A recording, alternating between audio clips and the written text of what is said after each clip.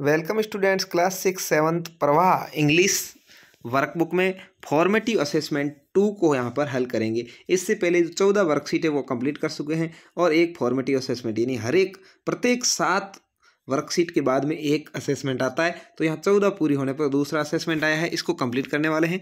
चलिए देखते हैं पहला question. Tick right the correct option for sentence given below, यानी सेंटेंस को पढ़ करके सही स्थान पर राइट का चयन करना है। They grow crop on farms, जो खेत के अंदर फसल काटता है कौन होता है भाई? फार्मर्स। ठीक है, कौन होता है? फार्मर होता है। FARMERS, फार्मर्स यानी किसान। तो यहाँ पर फार्मर्स पर राइट हो जाएगा। Select the correct preposition for the given sentence, सही प्रीपोजिशन का यूज करना है। डिवाइड दिस पिज्जा, पिज्जा को बांटना गीता एंड रानी, गीता और रानी के बीच में, तो बीच में के लिए क्या आएगा? बिटवीन आएगा। BETWEEN यानी बिटवीन यानी बीच में, तो यहाँ पर बिटवीन यहाँ पर आपके आ जाएगा।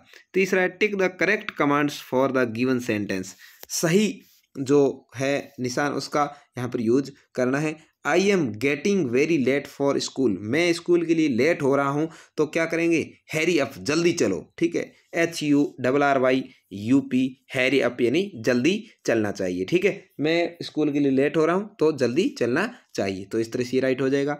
Tick the option that you do not see in the given pictures, इस पिक्चर के अंदर जो आपको नहीं दिखाई दे रहा है उसके ऊपर राइट करना है। तो यहाँ पर देखिए मून यानी चंद्रमा यहाँ पर अपने को कहीं भी दिखाई नहीं दे रहा है इस पिक्चर के अंदर। इस गर्ल GIRL, गर्ल यानी लड़की यहाँ पर दिखाई दे रही है। बटरफ्लाई, तितलियाँ यहाँ पर उड़ती हुई दिखाई दे रही है, यहाँ पर भी उड़ रही देखिए तितलियाँ। और ट्री, ये पेड़ दिखाई दे रहा है। तो क्या दिखाई नहीं दे रहा? मून यानी चंद्रमा, MOON, मून यानी चंद्रमा। तो इस पर राइट कर देंगे। तो इस तरह से ये चारों ही आपके ऑब्जेक्ट टाइप क्वेश्चन हो जाएंगे।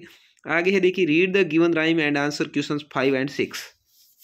इस कविता को पढ़िए और 5 और 6 नंबर क्वेश्चन का आंसर दीजिए। रैन रैन गो अवे, बरसात बरसात चली जाओ। Come again some other days, वापस आना कुछ दिन बाद। Little Palak want to play, छोटी जो पलक है, छोटी बच्ची का नाम है लिटिल यानी छोटी, पलक यानी बच्ची का नाम। वांट टू प्ले खेलना चाहती है। Come again some other days, कुछ दिन बाद। तो पलक कह रही है कि एक बार बरसात बरसात तुम चली जाओ, कुछ दिन बाद मैं खेलना चाहती हूँ इसलिए तुम वापस आ जाना। तो देखिए पांचवा क्वेश्चन क्या पूछा है? What does the word go away mean, go away का क्या मतलब है? तो टू डिसिपर ऑफ लीव यानी कुछ दिनों के लिए चले जाना या बरसना बंद हो जाना है, वो गो अवे का अर्थ है। Why does Palak want to rain to go away, जो माना कि पलक है वो क्या कहना चाहती? क्योंकि why does Palak want to rain to go away, वो बरसात को क्यों भेजना चाहती है? क्योंकि because she want to play, क्योंकि वो खेलना चाहती है, वो चाह रही है कि बरसात बंद हो तो मैं खेलूँ, इसलिए बरसात को कह रही है कि तुम चली जाओ। ठीक है, आगे है read the given passage and answer the question 7 और 8।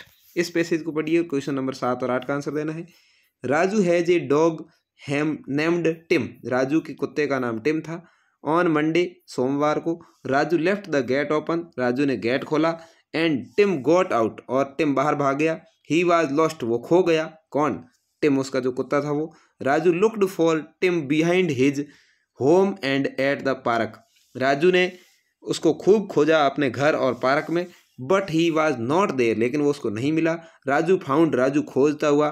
Tim in the playground of his school, Raju जो था वो टिम को खोजता हुआ खेल के मैदान में गया, स्कूल के खेल के मैदान में। Raju was very happy and hugged Tim, Raju को वहाँ पर जो टिम था उसका कुत्ता था वो मिल गया और वो उसको पुचकारने लगा, यहाँ उससे प्रेम करने लगा। तो यहाँ देखिए इसके आधार पर क्वेश्चन पूछा है, what happened on Monday, Monday को क्या हुआ? The dog Tim lost on Monday, जो कुत्ता था टिम वो खो गया।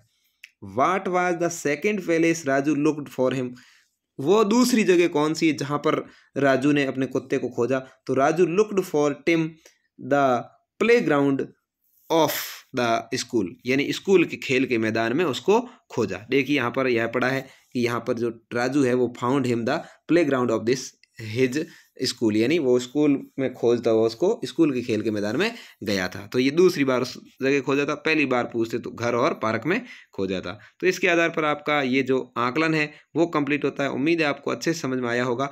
बहुत सारे आपके वीडियोज़ हैं वो आपको यहाँ पर यूट्यूब पर मिल जाएंगे, लेकिन अच्छी तरह से समझाने वाले वीडियो जो बहुत ही कम मिलेंगे, इसलिए केवल अपने को वर्कशीट या असेसमेंट को कंप्लीट करना ही नहीं है, समझते हुए कंप्लीट करना है। इस बात के लिए अपने जो आपको यदि वीडियो पसंद आया है तो चैनल को सब्सक्राइब करिए, वीडियो को लाइक और शेयर कर सकते हैं। साथ ही अर्धवार्षिक परीक्षाएं नज़दीक आ रही है तो उसके लिए भी मैं पेपर अपलोड करने वाला हूं, तो उन्हें भी ज़रूर देखें। धन्यवाद।